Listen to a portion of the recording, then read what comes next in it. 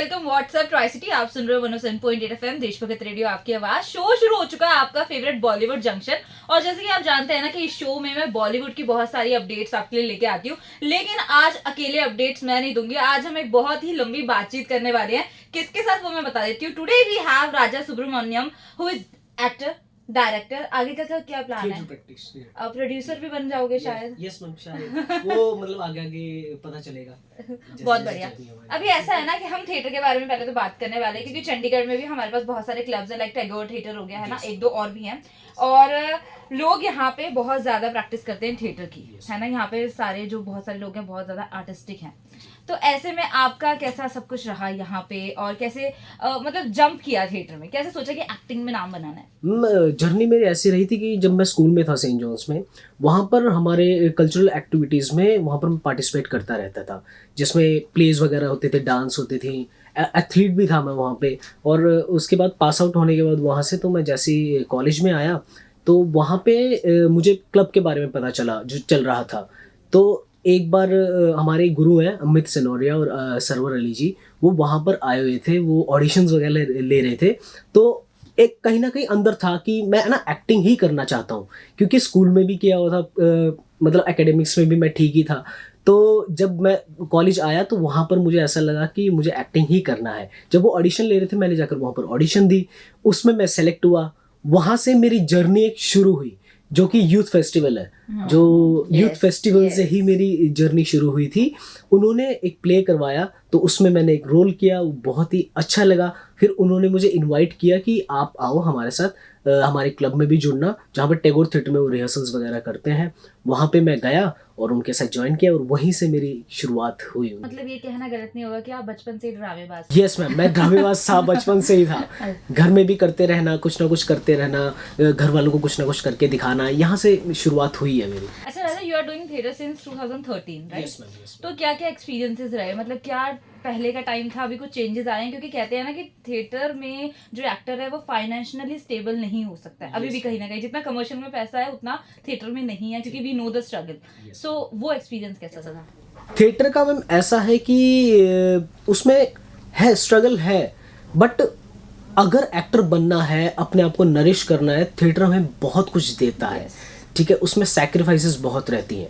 और थिएटर एक ऐसा मीडियम है जो टाइम टू टाइम बदलता रहता है, तो उसमें चेंजेस आती हैं थिएटर में। तो पहले का हिसाब किताब ऐसा रहता था, जो हमारे गुरु लोग हैं, बाबा कारन साहब हो गए, हबीब तनवीर साहब हो गए, और भी बहुत जो मॉडर्न थिएटर्स वाले हैं, वो अपनी इनिंग्स बहुत अच्छे से खेल चुके हैं। अब हमारी बारी है, तो हम थिएटर को कैसे लेकर जा रहे हैं, कैसे पब्लिक के सामने रख रहे हैं, वो सारी चीज़ें एक थिएटर आर्टिस्ट को पता होना चाहिए। इसमें पैसा ऐसा नहीं कि नहीं है, बहुत सारे मीडियम हैं जहाँ से हम पैसा निकाल सकते हैं। और चंडीगढ़ में हमारा एक थिएटर ग्रुप, ऐसा थिएटर ग्रुप है जिसने ऑडियंस को टिकटेड पे शो दिखाना शुरू किया। तो उसके लिए सबसे पहले हमने हमारे कंटेंट पर काम करना शुरू किया। जब हम कोई भी प्ले उठाते हैं, उसका कंटेंट कैसा होना चाहिए, पब्लिक को कैसे जो देखेंगे तो वो कैसा लगेगा उनको। तो हम हमेशा ही जो भी प्लेस उठाते हैं उस पर कंटेंट पर काम करना शुरू करते हैं। स्टार्टिंग में हमारे साथ ऐसा हुआ था कि हम ना घर घर जाकर इनवाइट करते, फ्री में भी हमने ऑडियंस को शोज दिखाए स्टार्टिंग में। उसके बाद हमने क्या किया, हम अब शो फ्री में नहीं दिखाएंगे, हम टिकटेड ही करेंगे। तो हमने कंटेंट पर काम करना शुरू किया, ऑडियंस को आदत लगाई। अब आज के समय में हमारा प्ले लगता है तो टैगोर थिएटर के बाहर लाइन तो आपने आदत दिलाई है ना, आई एम श्योर। और मैं देखती भी हूँ कि चंडीगढ़ में बहुत सारे प्ले होते हैं जिसके टिकट्स एक बहुत ही अच्छे प्राइस पे होती है, लोग जाते हैं देखने, लोग पसंद करते हैं। मतलब कभी कभी क्या होता है कि लोग सच में मल्टीप्लेक्सेस छोड़ के थिएटर देखने जाते हैं, है ना। ये आपके और आपके जैसे कई थिएटर आर्टिस्ट की मेहनत का फल है। इंटेलिजेंस ने थोड़ा सा काम करा और मैंने ना देखा कि आपका नाम है राजा सुब्रमण्यम, दैट्स मीन आप साउथ से हो। तो जब यहाँ पर आए तो लैंग्वेज बैरियर था? मैम एक्चुअली मैं साउथ से हूँ, बट मैं रहता यहीं पे हूँ, चंडीगढ़ में ही रहता हूँ और यहीं पे ही मैं काम करता हूँ। तो लैंग्वेज बैरियर मुझे ऐसा कुछ रहा ही नहीं, क्योंकि घर में जो है वो मैं मदर टंग बोलता हूँ और बाहर जो मैं जहाँ काम करता हूँ वहाँ पे मैं हिंदी बोलता हूँ। ये कभी ऐसा आया नहीं कि लैंग्वेज बैरियर वगैरह ऐसा कुछ नहीं आया। अच्छा, एक चीज जो वहाँ की बहुत अलग है यहाँ से कि हाँ, इन्वायरमेंट यस मैम, यहाँ पर जैसे गर्मी सर्दी देखने को मिलते हैं, वहाँ पर गर्मी ही गर्मी है, Yes. क्योंकि वो इक्वेटर के पास ही है, तो काफी वहाँ पर गर्म माहौल है। तो आप Raja you worked in web series also, है ना? Yes, ma'am, तो yes. कैमरे के आगे भी काम किया और थिएटर में आपने मेथड एक्टिंग भी करी है। Yes. तो दोनों में क्या डिफरेंस है और दोनों में से टफ कौन सा है? टफ तो मैम यही कहूँगा कि टफ, हम जब कैमरे के आगे जाते हैं उसको सस्टेन करके रखना, कैरेक्टर को सस्टेन करके रखना, Yes. ये बहुत ही मुश्किल काम है। Yes. क्योंकि उसमें बहुत सारे टेक्स होते हैं, ठीक है, और जब हम थिएटर में करते हैं तो एक ही गो में करना पड़ता है उसको। तो दोनों का मीडियम अलग है। थिएटर जो है वो एक्टर्स मीडियम है, फिल्म जो है वो डायरेक्टर्स मीडियम है। डायरेक्टर फिल्म को अपने हिसाब से चलाते हैं। यहाँ पे एक बार एक्टर स्टेज पे चढ़ गया तो एक्टर के हिसाब से ही चलेगा, वो चाहे जैसे मर्जी वो चले, चाहे वो शो फ्लॉप हो हिट हो, वो सिर्फ एक्टर पे ही डिपेंड करता है। यहाँ पे जो थिएटर में हम करते हैं, क्योंकि यहाँ पे जो एक्टिंग भी होती है, जैसे आपने बोला मेथड एक्टिंग वगैरह, तो वो अलग अलग मेथड्स होते हैं, वो एक्टर्स यूज करते हैं उस मेथड को कि एक कैरेक्टर को कहाँ से कहाँ लेकर जाना, उसकी जर्नी, उसका वो बेसिक की कैसे होना चाहिए, कैसे निकल के आएगा, ये सारी चीज़ें उन मेथड्स में आ जाती हैं। और फिल्म्स में भी यही होता है। फिल्म्स में भी हम जब एज एन एक्टर काम करते हैं, वहाँ पे भी सेम ही मेथड को अप्लाई करते हैं। और वहाँ पर हमारा अगर मुश्किल की बात करें तो यहाँ पर हम बहुत लाउडली बोलते हैं क्योंकि ऑडियंस तक पहुँचाना होता है। वहाँ पे हमें सटल रह के काम करना होता है। जो भी कर रहे हैं हम सटलनेस के साथ ही करें, वहाँ पे लाउड एक्टिंग नहीं चलती। अगर डायरेक्टर वहाँ पर डिमांड करते हैं तो ही हमें करना होता है। टॉकिंग ऑफ योर चॉइस, आपने दोनों एक्सपीरियंस किया है ना, तो what you enjoy most? Camera के आगे रहना एंजॉय करता हूँ, बट मुझे स्टेज में रहना बहुत अच्छा लगता है। जो हमारा रंगमंच है उसके ऊपर उसके जैसा कुछ भी नहीं है। सर ऐसा है कि थिएटर आप इतने टाइम से करते आ रहे हो, है ना, और सबकी लाइफ में ना एक वो होता है ना, लाइफ चेंजिंग मोमेंट होता है ना, जिसको देखते हैं हम, जिससे मोटिवेट होते हैं। तो वो एक पर्टिकुलर मोमेंट क्या रहा है लाइफ में? मुझे एक रोल दिया गया था, अमित सर थे। मैं पहले जब मैं थिएटर में आया था, मुझे पता था मैं एक्टिंग करना है, बट मैं इतना सीरियस नहीं था उसको लेकर। मुझे लगा था एक्टिंग ही तो हो जाएगी। तो जब उन्होंने यूथ फेस्ट के बाद जब मुझे यहाँ पर बुलाया, अमित समर नाइट ड्रीम्स करके एक प्ले कर रहे थे, उसमें मुझे एक स्नग का रोल दिया था। वो शेर बनता है और उसको दहाड़ना होता है, वो एक राजा के महल में जाकर उसने वो करना होता है। तो वो काफ़ी बड़ा अच्छा रोल था वो। तो मुझे लगा डायलॉग्स 2 ही तो है, हो जाएगा। तो मैंने उसमें काम नहीं किया, मैं उसमें काम नहीं करता था। मैं चलो यार डायलॉग 2 ही डायलॉग हैं, वो हो जाएंगे, छोड़ दिया था। पर मैं जब ऑन स्टेज आया, उसको परफॉर्म करना मैंने शुरू किया, क्योंकि मेरा होमवर्क नहीं किया हुआ था मैंने अपने कैरेक्टर के ऊपर, ना पढ़ा मैंने पूरी स्क्रिप्ट को, मैंने होमवर्क भी नहीं किया था। मैंने बोला 2 डायलॉग पढ़ के मैं बोल दूंगा, ऐसा मैंने समझा ईजी है। बट जब हमने उसका प्ले को गो थ्रू किया, उसको बनाना शुरू किया, तो जब मैंने उस डायलॉग को बोला वो बात ही नहीं आ रही थी, बन ही नहीं रही थी। तो उन्होंने मुझे एक चांस दिया कि नहीं अब होगा, इसको इस पे वर्क करके आना।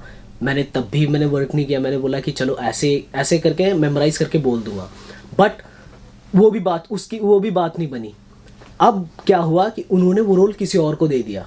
जब उन्होंने किसी और को दिया, उसने वो रोल परफॉर्म किया और मुझे एक दरबारी का रोल देकर खड़ा कर दिया उन्होंने। वहाँ पे मुझे ऐसा लगा, जब शो एंड हुआ और ऑडियंस की तालियां आई, क्लैपिंग आई, और जिस कैरेक्टर को मैंने परफॉर्म करना था किसी और ने किया और ऑडियंस आकर उनसे मिल रही थी, तालियां उनके लिए बजा रही थी, तो वो मोमेंट मेरे लिए एक चेंजिंग मोमेंट था थिएटर। तो ना अभी हमने बात की थिएटर की सारी, है ना, बट आपने इसके साथ ही वेब सीरीज में भी बहुत सारा काम किया है। तो वो कैसे रहा? मतलब जब पहला वो कॉल आया था ना कि आप भी चलो आ जाओ, शूटिंग है कल, तो वो कैसी एक्साइटमेंट थी? बस डैडीज के लिए मुझे कॉल आया था, तो मुझे बहुत अच्छा लगा कि यस अब मैंने क्रैक किया है करके। मैं इससे पहले जितने भी ऑडिशंस मैंने दिए उसको भी मैंने क्रैक किया। इससे पहले मैंने सावधान इंडिया वगैरह इन सब में भी काम किया हुआ था। बट एज एन एक्टर एक वेब सीरीज़ में काम करना, और आपको पता लगे ये MX प्लेयर में टेलीकास्ट होगा, और यस, और ऊपर से नोन फेसेस हैं, एक्टर्स हैं इसमें। तो जब मुझे कॉल आया इसके लिए तो मैं बड़ा खुश हुआ, और मैंने सब मेरे फ्रेंड्स को बताया कि ऐसा ऐसा मेरे साथ हो गया, अब मैं शूट के लिए जा रहा हूँ। और मेरा फर्स्ट डे वहाँ पर, मैं जिस दिन शूट था उस दिन एक्चुअली मैं जा नहीं पाया क्योंकि मुझे कोविड पॉजिटिव का वो हो गया था, क्योंकि वो लॉकडाउन में शूट हुआ था वो CU में। तो उस वक्त मैं जा नहीं पाया। मुझे ऐसा लग रहा था कि ये रोल मेरे हाथ से गया, बट उन्होंने क्या किया, उन्होंने बोला कि नहीं ये आप ही करोगे ये रोल। उन्होंने होल्ड पे रखा, शूट उन्होंने डिले किया मेरे कारण। तो जब उन्होंने बोला जब आप नेगेटिव आ जाएगा आपका तो उस वक्त आप ऐसे करना, आ जाना, हम शूट को डिले कर लेंगे और एडजस्ट कर लेंगे। तो मेरा 3-4 दिन का शेड्यूल था, तो उन्होंने बोला राजा आप 1 दिन में कर दोगे? मैंने बोला डेफिनेटली मैं कर दूंगा 1 दिन में सर, बट मुझे थोड़ा सा टाइम दे दो, मैं प्रिपेयर कर लेता हूँ।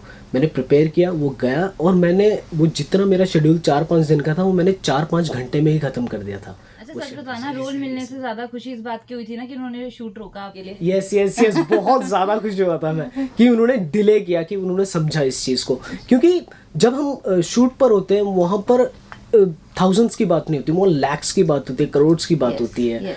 तो वो हमारे ऊपर बहुत जिम्मेदारी होती है, उसको हम किस तरीके से निभा रहे हैं उस कैरेक्टर को, क्योंकि एज एन एक्टर आपको पता होना चाहिए और एक्टर पे ही डिपेंड करता है कि वो कितना टाइम ले रहा है, कितने टेक्स दे रहा है, ये सारी चीज़ें उसको पता होनी चाहिए। बट एज एन जब एक्सपीरियंस हो जाता है तो सब अपने आप फ्लो में ही चलने लगता है। सो अभी लास्ट सवाल ये रहेगा कि ट्राई सिटी के यूथ को who are looking up to you कि थिएटर में जाना चाहते हैं, मूवी में जाना चाहते हैं, एक्टिंग करना चाहते हैं, क्या एडवाइसेस रहेंगी? मैं उनको यही बोलना चाहता हूँ कि आजकल की जो जनरेशन है वो बहुत ज़्यादा हड़बड़ी में रहती है, उनके अंदर ठहराव नहीं है। आई थिंक ठहराव के साथ काम करना चाहिए, they have to be patience नहीं खोना चाहिए, और एक्टर बनने के लिए कोई शॉर्टकट नहीं है। Trust the process. Yes, trust the process and go with the flow. ठीक है, और हार्ड वर्क करते रहो, पीछे मुड़ के नहीं देखना, अगर आपने कदम रख दिया तो रख दिया, साथ साथ चलते रहो। As a team you have to be strong, जो आपकी टीम है उनके साथ रहो, प्रोसेस के साथ चलते रहो। अच्छा, thank you so much for coming today. बहुत अच्छा लगा बातें करके, बहुत सारी नई चीज़ों के बारे में पता चला, एंड आई होप जो हमने आज बात की है ना उससे कहीं ना कहीं किसी को थोड़ी सी हेल्प मिल जाए कि वो अपने करियर में एक वे फाइंड कर सके, एक डायरेक्शन उसे मिल जाए। Thank you so much. Thank you so much ma'am, thank you so much for inviting me. So guys, I hope आपको आज का शो अच्छा लगा होगा। अगर अच्छा लगा आप मुझे बता सकते हो ऑन दिस नंबर है 9501095010 पर। मैं मिलूंगी अब आपसे अगले हफ्ते, सेम टाइम सेम शो। तब तक के लिए आप सुनते रहो 100.8 FM देश भगत रेडियो, आपकी आवाज।